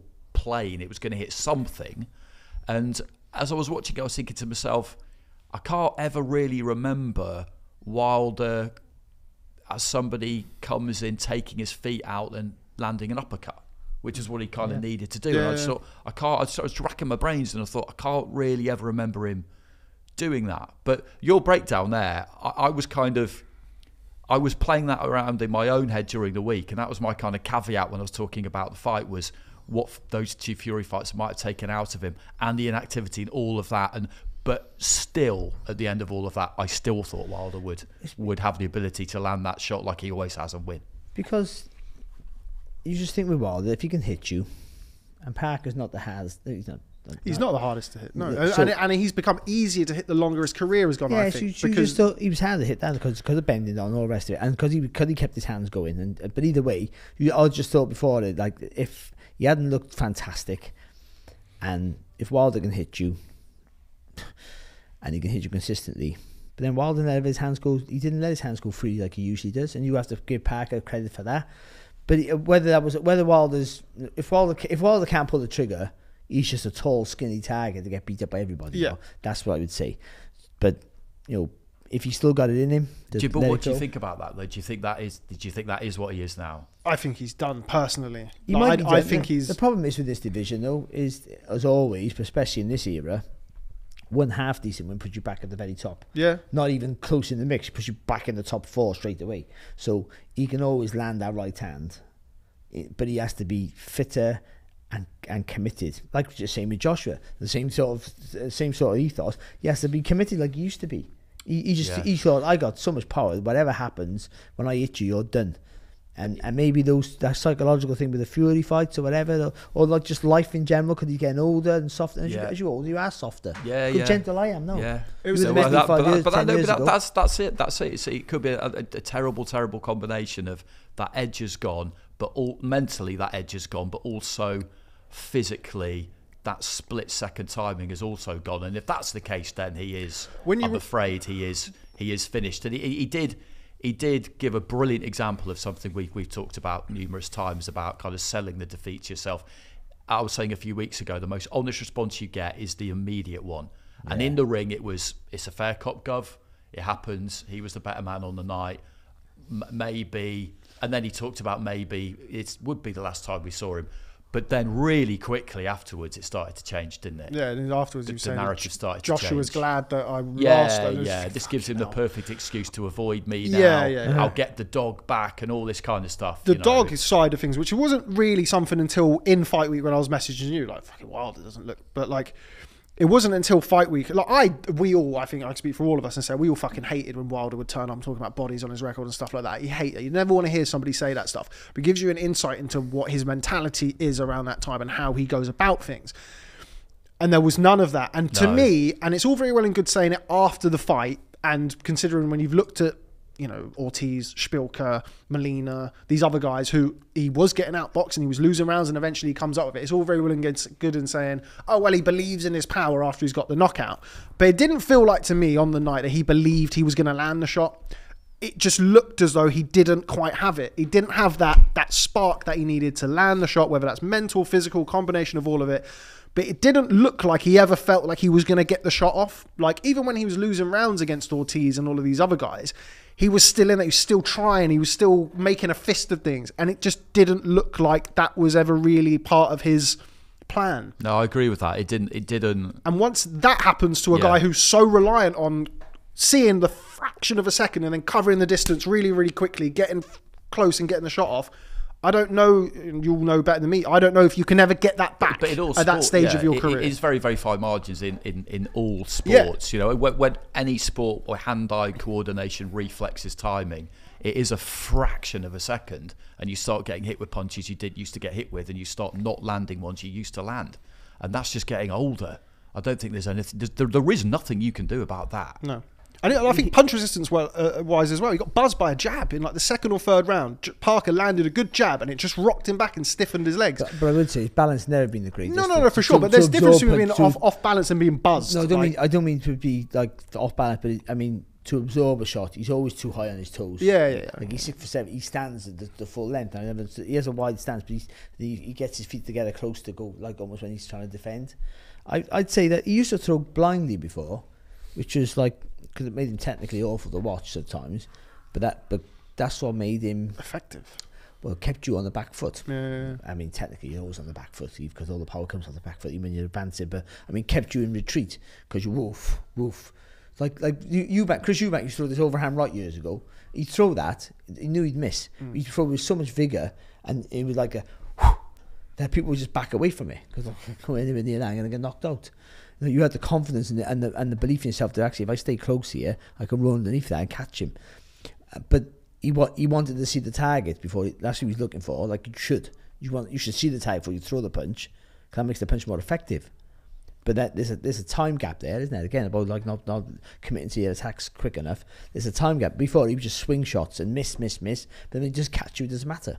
Yeah, that's exactly it. Actually, yeah, he just that's throw exactly it. And him miss him with those big shots was what kept you from committing to your attacks. But Parker was tactically very, very good. Not technically, was tactically very, very good and brave. Yeah, brave. You still got to go close. Still a risk against him, and he did it because Parker. Because Wilder did throw shots. He didn't fire with fire. That's what they said, wasn't it? Yeah. That was the plan. And he did that. He absolutely did that.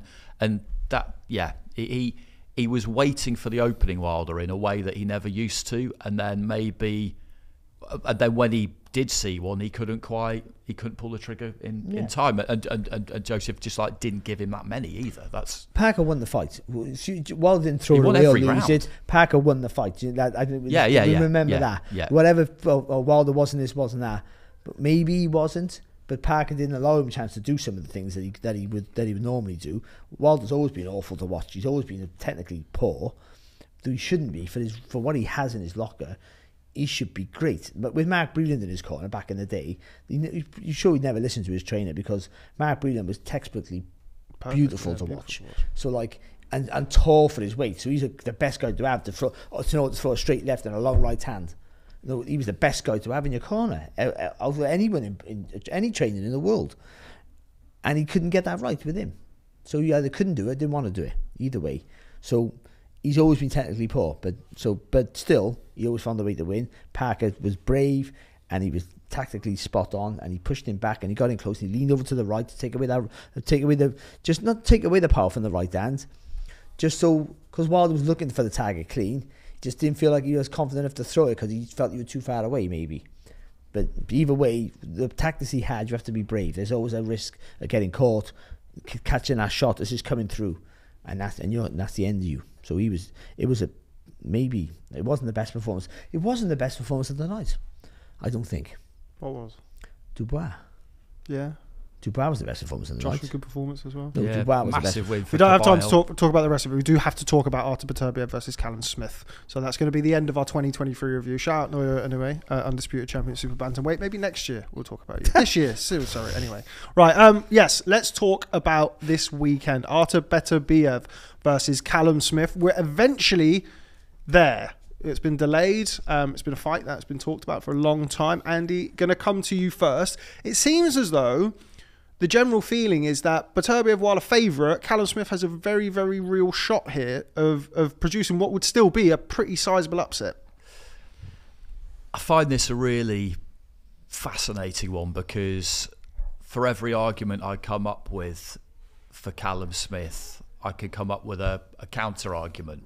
You look at the record of Beterbiev and it's spectacular. You know, he's got 3 world titles. He's won all of his fights by knockout, and there aren't too many signs of him really slowing down. So in that respect, you have to make him a heavy favourite. I look at what Anthony Yarde managed to do against him, and I've said it numerous times. I was at that fight. I was close to Beterbiev's corner, etc., etc. And Yarde really pushed him to the brink that night. But Beterbiev dug in, showed what a great champion he is, and got the win. When you look at that, you wonder to yourself, maybe Yarde took something off him that night.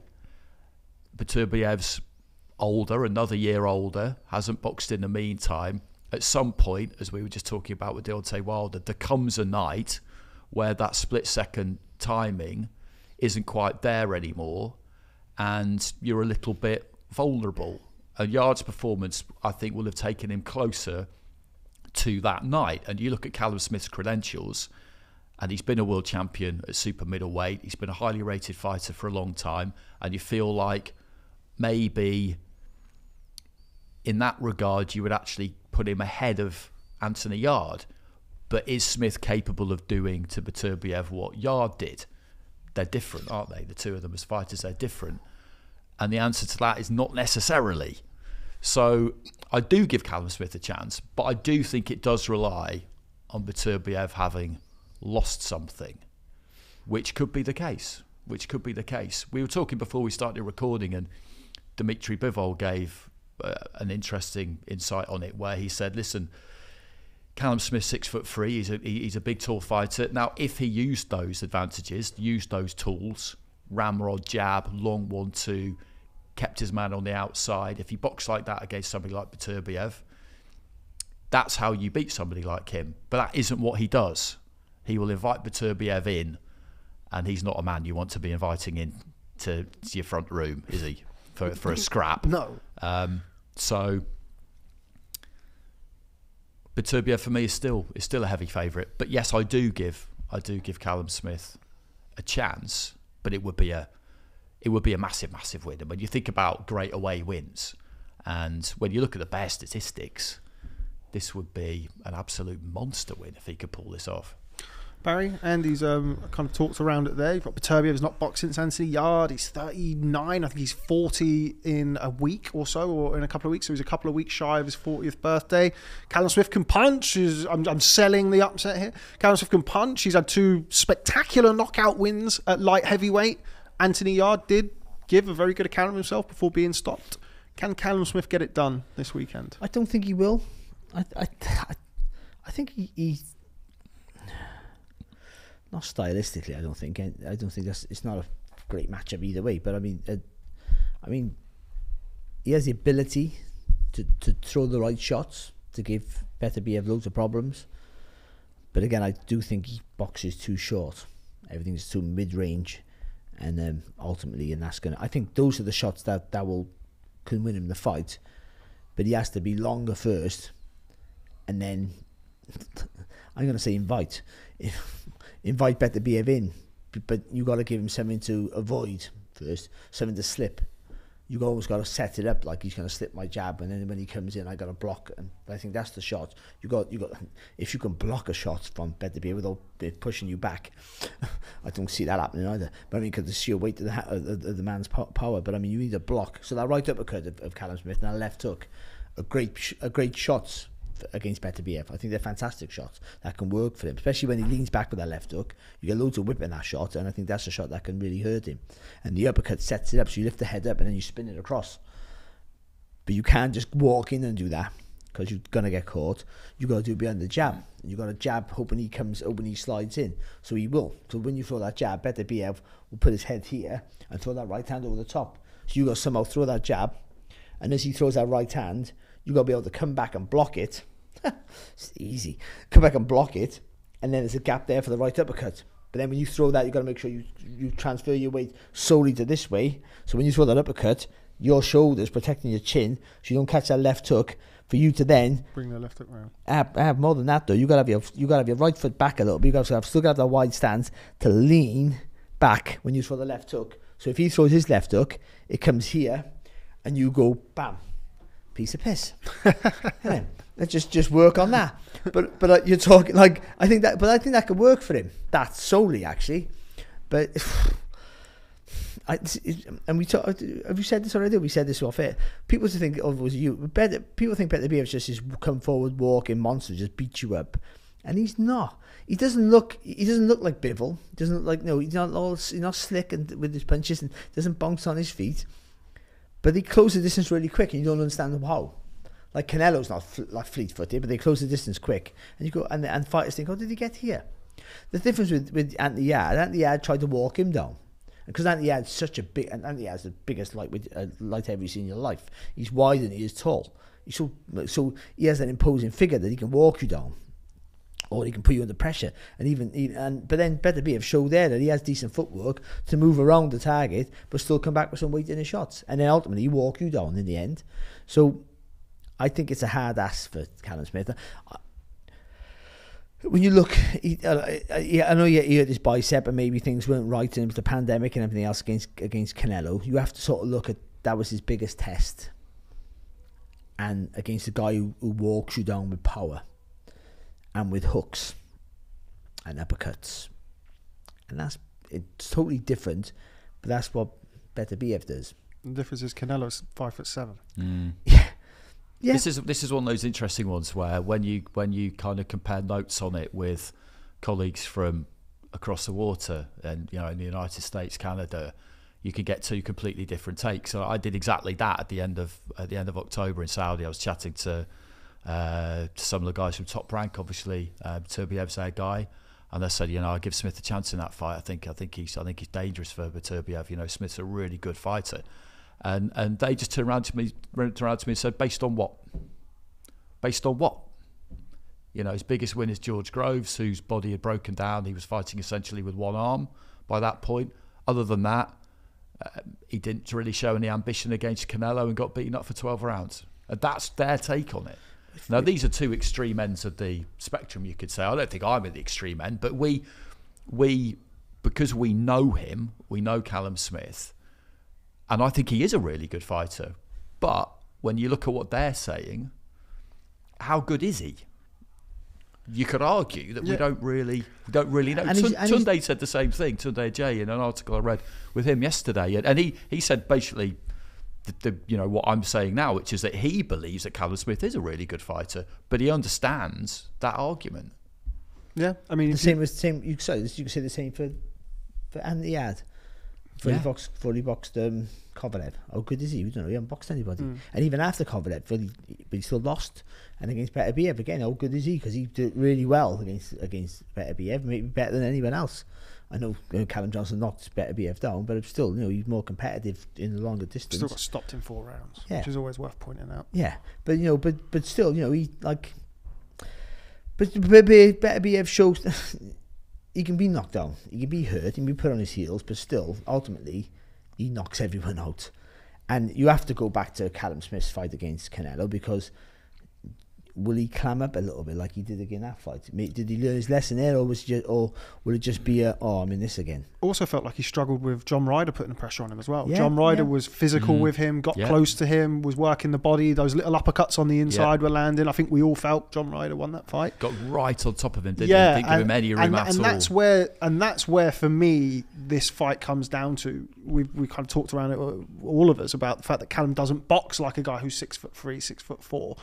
He allows you in, and he allows you. We spoke about it in. I randomly rewatched Alexander Povetkin Dillian White 1 yesterday randomly, and I remember early in the fight thinking. Did you see the build-up on Sky? But I predicted the. I did. Well, you can see the early rounds of that where White's just allowing Povetkin to get close to him and land bent arm shots, hooks to the shoulder, and they're not hurting you, but he knows where you are. He sees, he's landing the shots, he's putting glove on flesh, and you just feel like if Callum Smith allows him in the front door, Beterbiev, for me anyway, like you guys may disagree, I think Beterbiev's a better fighter than Canelo, and I think he's bigger than Canelo, and I think he hits harder than Canelo, and I think all of those signs, when you factor in where Callum's had the issues in the past, to me, make Beterbiev a huge favourite. Now, the one thing that I am very interested by and very kind of is, I mean, we'll do predictions in a minute. I'm predicting Beterbiev will win. The jaw infection that he got, that was a very, very serious medical issue. That was something that I didn't really know. You hear jaw infection, you just think, whatever. You don't really think about it. So I looked into it. So he had blood in his bone.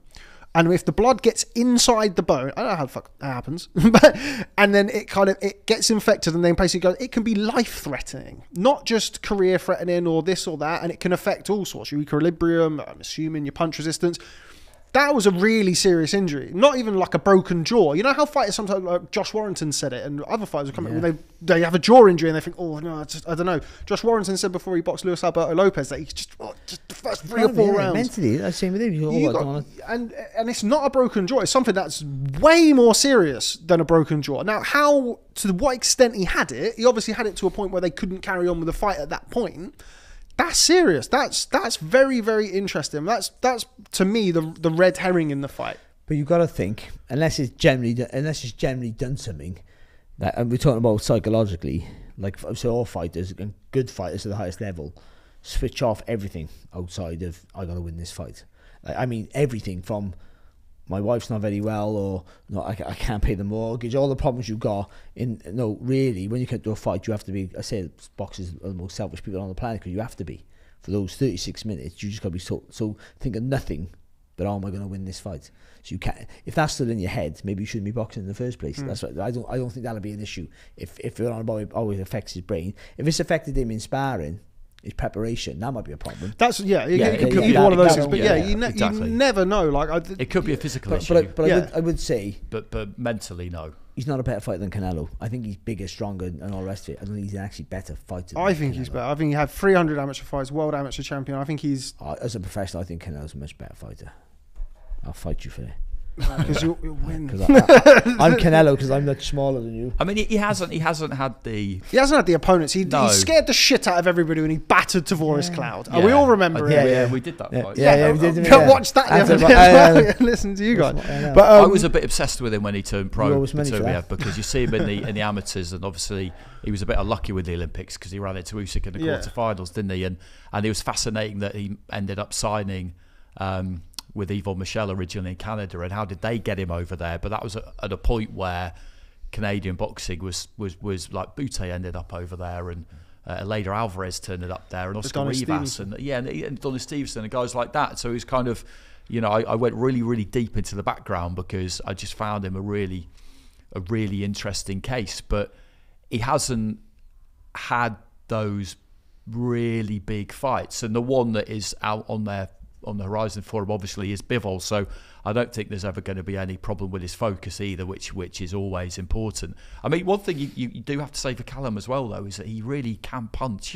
He really can punch. The two worst knockouts I've seen at ringside, Luke Blackledge and Lennon Castillo, both been fights I've been commentating on, and both times they're that bad that you didn't get replays. They're never shown again. He gets the whip in his shots, doesn't he? That's because he transfers the weight, like I said. And it's the shot that basically started the unraveling of George Groves, was the catch and counter left hook. But again, it's what you said earlier. It's catching and countering Beterbiev is different. And also because you'll catch that and you go, whoo, it might knock you off balance totally. And also it's about that Parker thing. It's that bravery to commit. I know I got to do this. Let's do it. And because if he thinks that you can sort of say what I'm saying he has to do is close range, is 3/4 close range, so that's fine because that's what he boxes most of the time. But he doesn't use his advantages. But he has to use that first. You got to make the guy try and find. So you got to keep giving him this or this without over committing. Always like that to make. You got to force him to slide in like he's going to, but be aware, but anticipate it. Man, it's so difficult, especially at this level. Because you don't get it right, you just knock. Or you don't get it right, you just like that. If you get it, you know what I mean. If you come back too much, he just steps this way. Because what Beterbiev does do quite well, not dramatically, but when he gets you on the ropes, he moves around the tag as well. He turned yard a few times. He turned yard brilliantly, and he comes that right he's not just walk over. Right Yeah. And he gets a different angle, so he can run through the middle, and that's going to be a problem because Callum Smith does do this, which I quite like, but also it does for a second or two, it does mean you're blind. He covers up like this with a full glove. Every now and again, he'll cover up tight, which is well, you should. I don't mind that; it keeps you safe. But for a second there, you don't see much. So if Beterbiev can push you on the ropes, and then all of a sudden he's around you when you go like this because you're expecting an attack. So you got his big long arms, haven't you, Callum Smith? He covers up nice and tight, which is what he should do. And then when he comes out with that little shell, you're not there. You're by there, and you're fucked. That's the end of you. Then you're done. That's the problem there because he's got enough time to go to turn, sit down, engage those big muscles in the legs, and push right through with the punches. It's a big ask for him. It is a big ask, and it would be again. I mean, there's been a load of fights recently. If they would have got over the line, they'd be the biggest wins in British boxing history. Yeah. Or be up. They'd be in the conversation. Nothing beats Curry and Hunnigan. But I mean, it's a real big ask. It really is. But he's a world class fighter, and he's looked at light heavyweight. He's looked really good. But Boxeo, was it the French? Baudelik. Yeah. So one of the again, well, I've sort of done this what you said, where you sort of make a point for one and you try and counter, and that's just generally how you try and break down a fight. But Callum has boxed twice in 2.5 years at light heavyweight. Yeah. Now, we've talked about the inactivity. Okay, yes, Beterbiev is at the end of his career. He's had that jaw infection. He hasn't boxed in a year. Callum Smith hasn't boxed since Usyk Joshua 2 undercard against Baudelik, which was August 22. Yep. And then his last fight before then, the Lennon Castillo fight, was a year before on the Usyk Joshua 1, or Joshua Usyk 1 undercard. How big of a factor is that, Barry? Didn't he box Rivera or something?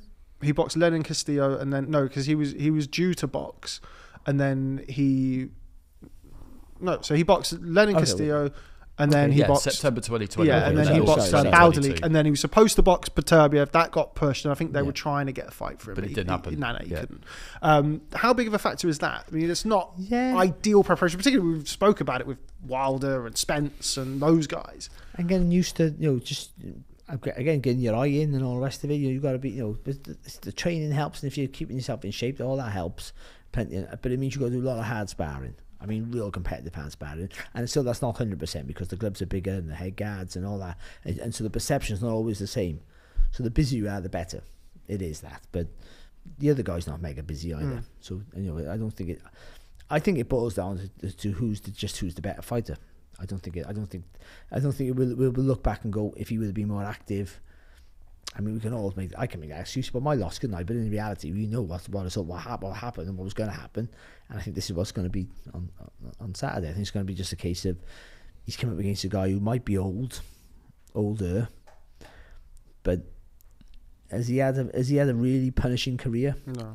Even the Yard fight was a hard fight, but it wasn't a fight you look and gone, I can't see him being the same after that. He had to work hard for it, but he didn't take a lot of punishment. No, exactly. You had to work hard. Well, he hit some good shots, but of course, but we all do. But but it wasn't like one of those war fights where you go, no one's coming out of that fight the same again. I think probably the hardest fight is the Vosdik fight. Yeah. I mean, I know he was down in the Johnson fight. But the Vosdik fight's a great example of, in a way, what his career has been like, in that was just a brilliant fight, because Vosdik, on paper, it's Ukraine against Russia. Vosdik was part of that Ukrainian team in 2012, a bronze medalist, technically good, really high level stuff, but it got nothing like the attention that it should have got, and they probably got paid nothing like the money that they should have got paid. So he still hasn't made the money, Beterbiev, for the ability that he's got, that he should have. He's going to have to push that, and it will come right at the very end of his career, because it will come with that fight against Bivol, which the Saudis want to make. So I said before, there's no way that he's going to have any kind of lack of focus, because he is yet to secure the rewards for the career that he's had, and it's only coming one way. And it's that fight against Bivol. And he's a consummate professional. I mean, you don't box as heavy as he boxed as an amateur and be able to stay at light heavyweight for your whole professional career as the years have ticked on without being disciplined. He's a very clean-hearted Muslim brother. He doesn't know drinking, no anything. Says he doesn't like boxing. So he just keeps things nice and simple. I never believe anyone who says that. I do, but it always surprises me. Or fighters who say they don't watch boxing. Or I can understand that. But I mean. You can't be. It's too hard not to like. You can't be that good. Maybe he said he doesn't like something you don't like. You might. You learn to hate boxing, as we all. At some point, you're like, even in your jobs. In this job now, I live and hate boxing every other week. But as a boxer, you end up hating it for a while, whether it be in the start, beginning, or the end of your career. It might be multiple times, but ultimately, you're in love with it. Like we are. It's like anything. All sports are the same. Probably, they're massively addictive. It's like a heroin rush, isn't it? I don't know nothing about that. I always say to people like boxing's like an addiction, or it's like an abusive relationship. All professional sport, if you're abusive relationship. All professional sport, if you're a participant, it is an addiction. And they are all addicts, and it's as simple as that. And you think about the way you have to behave, and Barry touched on it earlier. how selfish you have to be an elite level athlete. You are an addict in the way that you have to behave. It's not a healthy lifestyle. It's not a healthy mentality to pursue something with that much obsession. It just isn't. When But I that's how you have to be. When I know stories about the way some top class, I'm not going to tell everyone. I got some secrets. No, I mean, you read or I know some people. It's not Joe Kazagi. Joe Cordino. That's it. Yeah, Joe, no, how selfishly horrible they had in their life to be that successful. Yeah, for sure. But I look back and I think, even if I had all that talent, I had enough talent, but not even if I had all that talent, I would never. If it took to be that selfish and that self-centered, I wouldn't have made it. If I needed to be that, I wasn't that. I mean, I'm not a guy who walks around giving money to people. No, anyone, especially those people on the street. No, I mean, I'm not saying I'm a saint, but I have too much empathy to be that, like, just don't give a shit. And you have to be like, I think the ones who are truly successful, Yeah, you do. are generally not very, in life in general, are generally not very nice people. Because you have to have the Or they've got drive. that amazing ability just to flick that switch. But we all got that. We all got that now. I could wind you up so much now. You'd flick the switch. You'd be fucked if you did. But I mean, no. I mean, we all. It's in all of us. But I mean, they just go like, this is me, and they mellow out as they get older. They mellow out. They turn nice people. But actually, look at Mike Tyson. He's lovely, isn't he? But he's not. Yeah, you you don't. We've Yeah, seen no, him that's a good live, point. haven't we? You don't get a sense of what a fighter was like when they're fighting once they've retired because they're just different. Yeah, no, absolutely. Selfish, horrible people, and we want them to be that, because without that, and same with any sport, without that, you don't get the brilliance, the very best. There's a massive you get price to pay. mediocre. You get mediocre world champions Yeah. like me forever. That's what you get without that being horrible, selfishly, just nothing else matters, including their kids and their family and their You dogs. say about Michael Jordan, didn't there? Michael Jordan was the most like self-centered, driven. And what It was because- interesting about the because way he that became- documentary was received was people were kind of surprised that he was like that. And if you spent any time around professional sport, it wasn't a surprise. Not a surprise, no. You'd have been amazed if he wasn't like that, Yeah. because that's how you have to be. And like I say, it's not. You know, that works for your boxing career. I remember I wrote a little thing for the Sky website during the week in Saudi, and you know, I think I said something about how Wilder's new attitude is great for the rest of his life, but maybe not the best thing. You said it's Andy as well. When you're, that was it actually, but maybe not the best thing when for being a professional fighter, and that's the difficulty. You know, can you make that transition when you've stopped being an elite level athlete, when you don't any longer have to be that way? Can you just be happy and live a normal life? I've gone the other way. I was lovely when I boxed. I'm a prick now. There's that saying, isn't there, Andy, in The Wire, where he says, "Everything that makes me good for this job make me wrong for everything else." That's it, McNulty. Yeah, exactly. go. I That's it wheeled then. that out, And didn't I? that last is year true. at some That's it. point. That is true. Yeah, That's everything exactly that what makes it me is. great for this makes me terrible at everything else. Yeah. Okay, right. Well, it feels like we've pretty much got there to a degree with Beterbiev versus Smith. So we're going to do. First of all, it's a great start to the year. It is a great start to the year. Start to the year. Yeah, it's very good. 2 weeks in, and we got this fight. Yeah, unbelievable. Right, we're going to go for our first round of predictions for 2024. Andy, going to come to you first. Artur Beterbiev versus Callum Smith. And Andy from Well, Sky Sports. I'm commentating on the fight. So while he's a strong, the Russian is a strong favourite. I'll have you know, he's Canadian. Yeah, Canadian. Fascist. Get that right. Get that right on the broadcast. Yeah. Where was he born? I know a few commentators. Oh yeah, mate. Right. There might be a job on Saturday with Sky Sports. Where was he born? Good point. Yeah. Who Barry, knows? you can make a prediction. Yeah, I think the fighter from Kyrgyzstan. Sorry, that's what they That's say, Bivol. Yeah. I think Beterbiev gets the stoppage late. I think it'll go a little bit. I think Callum's tough, and I think he'll have success. But I do think around about anywhere from 9 to 11, that Beterbiev wears him down. Okay, yeah, I'm going to go for Beterbiev by stoppage as well. Beterbiev, whatever his bloody name is. Yeah, I don't know what to say. Yeah, I think maybe slightly earlier, between 7 and 9. Those middle rounds, I think. And I think Callum Smith may have his moments, but He might even drop him. But also, one thing that I would like to point out here is that, and we've touched upon it already in this preview, is that if Callum Smith wins, I don't want to hear any. I mean, you shouldn't be a fan or whatever in the media. I'm a Beterbiev fan. I've like watching him throughout the years, as we all have. Callum Smith beats Artur Beterbiev. That is an unbelievable win. That is a It's a massive massive win. I don't want to hear anybody. I'm saying before the fight that I think Beterbiev will stop Callum Smith. And if Callum Smith beats him, he deserves a massive amount of credit. I don't want to hear anybody on the Sunday or the Monday, Beterbiev was this, Beterbiev was that. I think Beterbiev wins the fight. I think he's a massive favourite for the fight. And if Callum Smith wins, he deserves all the credit in the world for getting it. Yeah, absolutely. Always. All Always. the Always. credit. That's the number one rule, isn't it? Because he might be 39, and again, it's not ideal. And if this was in the 70s, then it'd just be an horrific fight to put on because he'd be an old man. But I mean, it's a different time.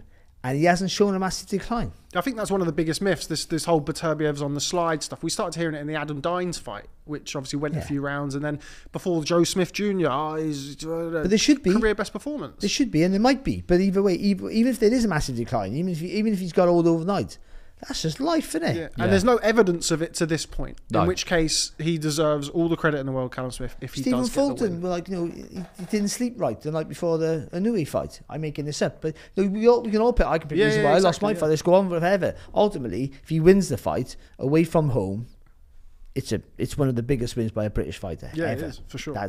So that's why he is an underdog. That's why we're all undefeated unified world champion who's won all his fights by knockout. Travel over there, ping him, catch and counter, let's go, champ, all over. So that is all we have time for today's. It's kind of a review / preview, a December review. But we will be back in a couple of days. We're going to film something else now. But yes, thanks very much. The first one in the bag, guys. Happy New Year from everyone at The Boxing Show. Don't forget to vote for The Boxing Show on the Combat Sports podcast. If you're not going to vote for us, then please vote for either GGBC or The Opening Bell. Don't worry about Barry and Sky Sports. They're fine. Andy Scott, I love you, but I hope you don't win. Thanks very much, guys. Mr. Barry Jones, Mr. Andy Clark for joining us. And to you, let us know who you think is going to win this weekend. Will it be Artur Beterbiev or will Callum Smith shock the world? Let us know in the comments and we will catch up with you next time.